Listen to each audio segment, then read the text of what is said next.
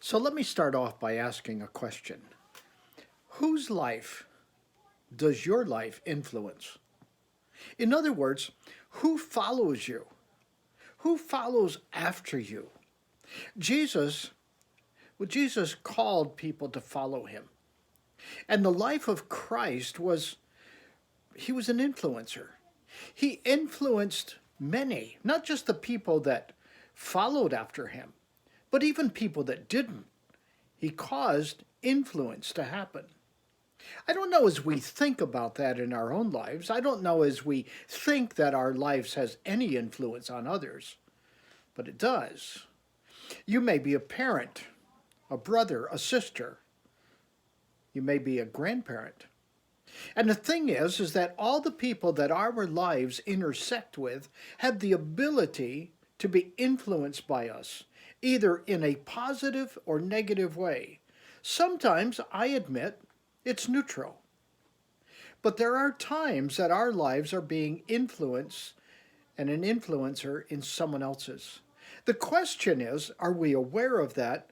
And are we living in a way that we understand that every action, every behavior, every thought, every word is an impact in other people's lives? My challenge today is simple. I want you to think about that. I want you to think about what you're doing and how you're doing it. And ask yourself, is someone watching? Is there someone in my life that's watching what I do and how I react to things and how I respond to things? The reality is that there is. There always is. Someone is always watching. Chuck Colson shared a story of a situation in Africa where he was in an airport. I believe it was Nairobi. And he was in this airport and it was extremely hot, no air conditioning, and flights were being delayed. And he just weathered through it. Several years later, a man came up to him and said that he had watched him in Nairobi. And knowing who he was, he wanted to see how he reacted and responded to the situation that he was finding himself in. Because of how Chuck Colson responded and reacted, this man came to believe that Chuck Colson believed what he said he believed. And therefore, this guy came to Christ. You see, that's the reality.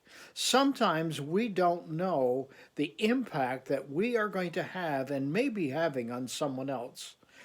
The reality is that we need to live our lives in a manner, well, that we recognize that someone may be watching. Maybe they're watching us right now. Think about that today as you go through your day. Until next time, God bless.